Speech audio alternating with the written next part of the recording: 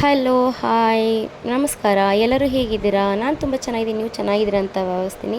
ಸರ್ವರಿಗೂ ಯುಗಾದಿ ಹಬ್ಬದ ಆರ್ಥಿಕ ಶುಭಾಶಯಗಳು.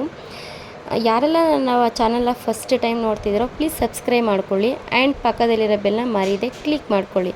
ಇವತ್ತು ಮಾರ್ನಿಂಗ್ ನಾನು ಬೇಗ ಇದ್ದು ಎಷ್ಟೇ ಬೇಗ ಇದ್ರೂ ಕೆಲಸ ಅಂತೂ ಬೇಗ ಅಂತೂ ಮುಗಿಯಲಿಲ್ಲ. ನಾನು ಅಂದ್ಕೊಂಡ ಟೈಮ್ಗಂತೂ ಪೂಜೆ ಮಾಡೋಕ್ಕಾಗಲಿಲ್ಲ. ಆ್ಯಂಡ್ ಬೆಳಗ್ಗೆ ಬೇಗ ಅಂದರೆ ಬೇಗ ಎದ್ದು ಮತ್ತು ಮನೆಯೆಲ್ಲ ಕ್ಲೀನ್ ಮಾಡಿ, ವರಾಂಡ ಎಲ್ಲ ಕ್ಲೀನ್ ಮಾಡಿ ಆ್ಯಂಡ್ ರಂಗೋಲಿ ಹಾಕಿ ನನಗಿಷ್ಟ ಆಗೋ ಥರ ನನಗೆ ಸಿಕ್ಕಿದಂಥ ಅಲ್ಪ ಸ್ವಲ್ಪ ಟೈಮಲ್ಲಿ ಎಷ್ಟು ಚೆನ್ನಾಗಿ ರಂಗೋಲಿ ಹಾಕೋದಕ್ಕೆ ಸಾಧ್ಯ ಆಗಿತ್ತೋ ಅಷ್ಟು ಚೆನ್ನಾಗಿ ರಂಗೋಲಿ ಹಾಕ್ತೆ ನಾನು. ರಂಗೋಲಿ ಹಾಕಿ ಮತ್ತು ಒಂದು ಸಲ ಗಿಡ ಎಲ್ಲ ನೋಡಿಕೊಂಡು ಮತ್ತು ನಾನು ಒಳಗಡೆ ಬಂದು ಪೂಜೆಗೆ ರೆಡಿ ಮಾಡಬೇಕಾಗಿತ್ತು. ಸೊ ಆದ್ದರಿಂದ ನಾನು ಒಳಗಡೆ ಬಂದು ಪೂಜೆಗೆ ಅಂತ ರೆಡಿ ಮಾಡ್ಕೊಂಡು ಸ್ನಾನ ಎಲ್ಲ ಮಾಡ್ಕೊಂಡು ಪೂಜೆಗೆ ರೆಡಿ ಮಾಡ್ಕೊತಾ ಇದ್ದೆ ನಾನು. ನಮ್ಮ ಮನೆಯಲ್ಲಿ ಒಬ್ಬರು ಅತಿಥಿ ಇದ್ದಾರೆ. ಅತಿಥಿ ಅನ್ನೋದಕ್ಕಿಂತ ಹೆಚ್ಚಾಗಿ ನನ್ನ ತಾಯಿ ಇದ್ದಾರೆ ನಮ್ಮ ಮನೇಲಿ. ಸೊ ಅವ್ರಿಗೆ ಅಭಿಷೇಕ ಮಾಡಬೇಕು. ಅವ್ರಿಗೆ ಅಭಿಷೇಕಕ್ಕೋಸ್ಕರ ಅಂತಂದ್ಬಿಟ್ಟು ನಾನು ಎಷ್ಟೊಂದು ಐಟಮ್ನ ಇಟ್ಕೊಂಡಿದ್ದೀನಿ. ಮೊದಲನೇದಾಗಿ ನಾನು ಏನಪ್ಪ ಅಂತ ಗಂಧ ಮಿಕ್ಸ್ ಮಾಡಿರೋ ನೀರು ಆ್ಯಂಡ್ ಅರಿಶಿನ ಮಿಕ್ಸ್ ಮಾಡಿರೋದು ಮತ್ತು ಕುಂಕುಮ ಮಿಕ್ಸ್ ಮಾಡಿರೋದು ಮತ್ತು ಹಾಲು, ಮೊಸರು ಮತ್ತು ಪನ್ನೀರ್ ಅಂತೂ ಮಿಸ್ ಮಾಡೋದೇ ಇಲ್ಲ ನಾನು. ಮತ್ತು ಸ್ವಲ್ಪ ಜೇನುತುಪ್ಪ ಆ್ಯಂಡ್ ಸಕ್ಕರೆ ಮತ್ತು ಪ್ಯೂರ್ ತುಪ್ಪ. ಆಮೇಲೆ ಮಿಕ್ಸ್ ಫ್ರೂಟ್ಸು. ನಾನು ಈ ಫ್ರೂಟ್ಸಲ್ಲಿ ಮಿಕ್ಸ್ ಫ್ರೂಟ್ಸು 7 ಥರ ಹಣ್ಣು ಹಾಕಿದ್ದೀನಿ. ಎಷ್ಟು ಸಾಧ್ಯವೋ ಹಾಕೋದಕ್ಕೆ ಅಷ್ಟು ಥರ ಹಣ್ಣು ಹಾಕಿ ನಾನು ಮಾಡಿರೋ ಅಂಥದ್ದು. ಬಾಳೆಹಣ್ಣು, ದಾಳಿಂಬೆ, ಆರೆಂಜು, 2 ಥರ ಆ್ಯಪಲ್ಲು, ಆಮೇಲೆ ಸಪೋಟ, ಕಪ್ಪು ದ್ರಾಕ್ಷಿ ಇಷ್ಟೊಂದು ಹಾಕಿದ್ದೀನಿ. ಮತ್ತು ಡ್ರೈ ಫ್ರೂಟ್ಸಲ್ಲಿ ಮಾಮೂಲಿ ಖರ್ಜೂರ, ಒಣ ದ್ರಾಕ್ಷಿ ಮತ್ತು ಗೋಡಂಬಿ ಇಷ್ಟೇ ಮತ್ತು ಕಲ್ಲು ಸಕ್ಕರೆ ಇಷ್ಟೇ ಹಾಕಿರೋದು. ಮೈನ್ ದೇವ್ರಿಗೆ ಬೇಕಾಗಿರೋದು ಡ್ರೈ ಫ್ರೂಟ್ಸು ಲಕ್ಷ್ಮೀ ತಾಯಿಗೆ. ಸೊ ಅದರಿಂದ ಅಷ್ಟನ್ನು ರೆಡಿ ಮಾಡ್ಕೊಂಡಿದ್ದೀನಿ ನಾನು. ಇದು ನೀರು ತೊಗೊಂಡಿದ್ದೀನಿ. ನೀರು ನಾನು ಇದ್ರಲ್ಲಿ ತೋರ್ಸೋಕ್ಕಾಗಿಲ್ಲ. ಅದು ಸ್ವಲ್ಪ ದೊಡ್ಡ ಚೊಂಬಲ್ಲಿ ಇಟ್ಕೊಂಡಿರೋಂಥದ್ದು. ಸೊ ಅದಕ್ಕೂ ಸ್ವಲ್ಪ ಲವಂಚ ಬೇರೆ ಹಾಕಿ ಇಟ್ಕೊಂಡಿದ್ದೀನಿ. ನೆಕ್ಸ್ಟು ನಾನು ದೇವರಿಗೆ ಅಭಿಷೇಕ ಮಾಡೋಕ್ಕೆ ಸ್ಟಾರ್ಟ್ ಮಾಡ್ಕೊತಾ ಇದ್ದೀನಿ.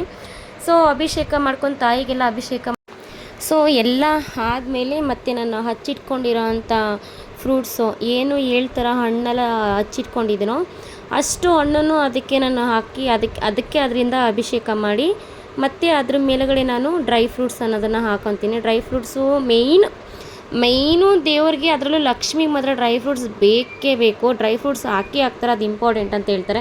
ಡ್ರೈ ಫ್ರೂಟ್ಸ್ ಆದಮೇಲೆ ತುಪ್ಪ, ಇದು ಪ್ಯೂರ್ ತುಪ್ಪ ಮನೆಯಲ್ಲೇ ಮಾಡಿರೋ ಅಂಥದ್ದು. ನಮ್ಮಮ್ಮ ಮಾಡಿ ಕೊಟ್ಟು ಕಳಿಸಿದ್ರು. ಅದರಲ್ಲಿ ಸ್ವಲ್ಪ ದೇವ್ರಿಗಿಂತ ಎತ್ತಿಕೊಂಡಿದ್ದೀನಿ. ಇನ್ನು ಸ್ವಲ್ಪ ನಾವು ಇದಕ್ಕೆ ಬಳಸ್ಕೊತಾ ಇದ್ದೀವಿ. ಆ್ಯಂಡ್ ಲಾಸ್ಟಲ್ಲಿ ಬಂದು ಜೇನುತುಪ್ಪ ಹಾಕ್ಕೊತಾ ಇದ್ದೀನಿ. ಜೇನುತುಪ್ಪ ಈ ಸಲ ಸ್ವಲ್ಪ ಕಡಿಮೆನೇ ಹಾಕ್ತೆ ನಾನು. ಹೆವಿ ಸ್ವೀಟ್ ಆಗಿಬಿಡುತ್ತೆ ಮ್ಯಾಂಗೋ ಎಲ್ಲ ಹಾಕಿದ್ದೀನಿ ಅಂತ ಹೇಳಿ. ಸೊ ಕಡಿಮೆನೇ ಹಾಕ್ತೆ. ಅದೆಲ್ಲ ಆದಮೇಲೆ ಮತ್ತೆ ಒಂದು ಮಂಗಳಾರತಿ ಅನ್ನೋದನ್ನು ಮಾಡಿಕೊಂಡೆ.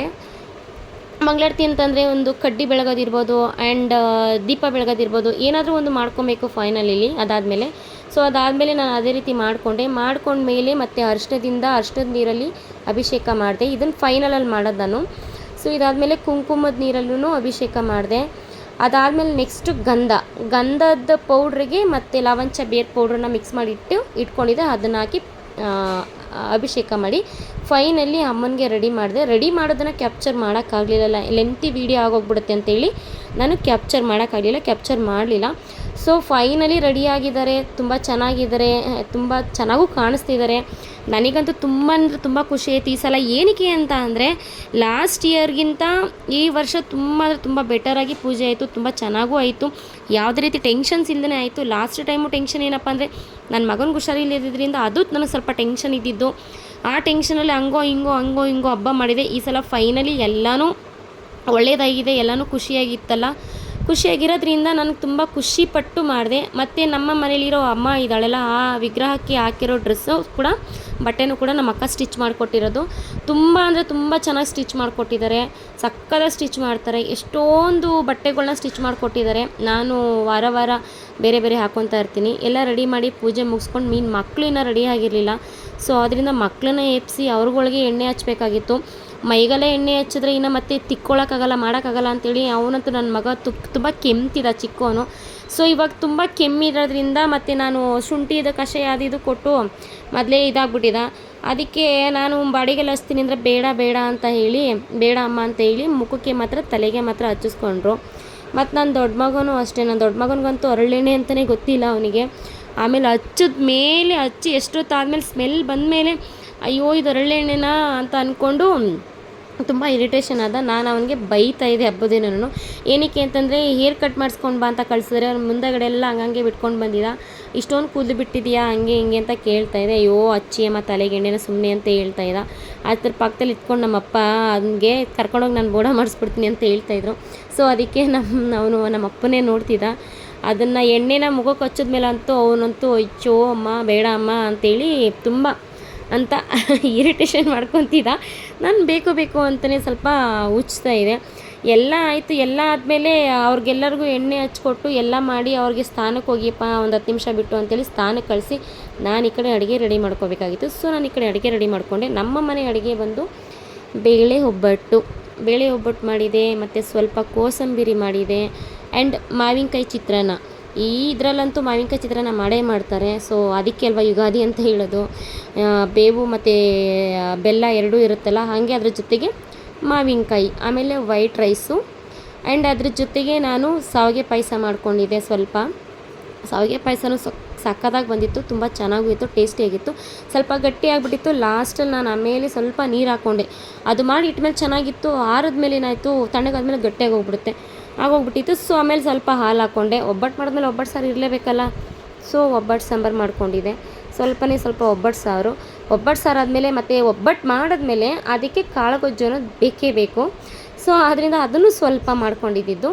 ಸೊ ಆ ಕಾಳುಗೊಜ್ಜನ್ನು ಸ್ವಲ್ಪ ಮಾಡ್ಕೊಂಡಿದ್ದೆ. ಅದಾಗಿದ್ದು ನೆಕ್ಸ್ಟು ಅಡುಗೆ ಎಲ್ಲ ಮಾಡಿ ಎಲ್ಲರೂ ಊಟ ಮಾಡಿ ಕೊನೆಗೆ ಎಲ್ಲರೂ ಮನೆಯಲ್ಲಿ ನಾನು ನಮ್ಮಪ್ಪ ಮಕ್ಕಳು ಎಲ್ಲರೂ ಸೇರ್ಕೊಂಡು ಊಟ ಮಾಡ್ಕೊಂಡು ಕೊನೆಗೆ ನಮ್ಮಪ್ಪ ಅಳಸೆಹಣ್ಣು ತೊಗೊಂಡು ಬಂದಿದ್ರು ಊರಿಂದ ಅಳಸೆಹಣ್ಣು ತೊಗೊಬಂದಿದ್ರು. ಸೊ ಅಳಸೆಹಣ್ಣನ್ನ ಕಟ್ ಮಾಡ್ತಾಯಿದ್ರು ನಮ್ಮಪ್ಪ.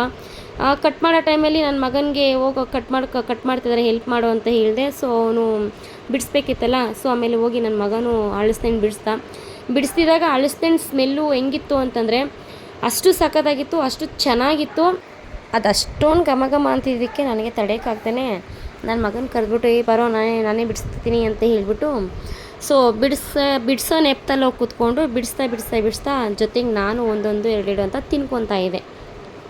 ನಾನು ಅದನ್ನು ತಿಂತಾ ಇದ್ದಕ್ಕೆ ನನ್ನ ಮಗ ಏನು ಮಾಡ್ದ, ಮುಂದೆ ಬಂದ. ಅದು ತುಂಬ ಸಣ್ಣದು ದೊಡ್ಡದು ಹಳ್ಸಿನ ಹಣ್ಣು ಸಿಗುತ್ತಲ್ಲ, ಅದು ಸಿಗುವಾಗ ದೊಡ್ಡದು ಸಿಗುವಾಗ ಸಿಂಟ್ರಲ್ಲಿ ಸಣ್ಣ ಸಿಗ್ತಾ ಇರುತ್ತೆ. ಸೊ ನಾನು ಅದನ್ನು ಎತ್ಕೊಂಡು ತಿಂತಾ ಇದ್ದೆ. ಅದಕ್ಕೆ ನನ್ನ ಮಗ ನಗ್ತಾ ಇದ್ದ. ನನ್ನ ಮಗ ಹೇಳ್ತಾನೆ ಯಾವಾಗಲೂ ನನಗೆ ತಿಂಡಿ ಪೋತಿ ಅಂತ ಹೇಳ್ತಾನೆ. ಎಷ್ಟೊಂದು ಅವಾಯ್ಡ್ ಮಾಡ್ತೀನಿ, ಆದ್ರೂ ಹೆಂಗೇರೇನೋ ಅದು ಇದು ಕುಡಿದು ಡಯಟ್ ಮಾಡ್ಬೋದು ಅನ್ನೋ ಒಂದು ಇದರಲ್ಲಿ ಕಾನ್ಫಿಡೆನ್ಸಲ್ಲಿ ನಾನೇನು ಮಾಡ್ತೀನಿ, ತಿಂತೀನಿ. ಇವತ್ತಿನ ಬ್ಲಾಗ್ ಇದಾಗಿತ್ತು. ಇವತ್ತಿನ ಬ್ಲಾಗ್ ನಿಮ್ಗೆ ಏನಾದ್ರು ಇಷ್ಟ ಆಗಿದರೆ ಲೈಕ್ ಮಾಡಿ, ಶೇರ್ ಮಾಡಿ, ಸಪೋರ್ಟ್ ಮಾಡಿ ಆ್ಯಂಡ್ ಸಬ್ಸ್ಕ್ರೈಬ್ ಮಾಡ್ಕೊಳ್ಳಿ. Thank you so much. And ಎಲ್ಲರಿಗೂ ಯುಗಾದಿ ಹಬ್ಬದ ಹಾರ್ದಿಕ ಶುಭಾಶಯಗಳು.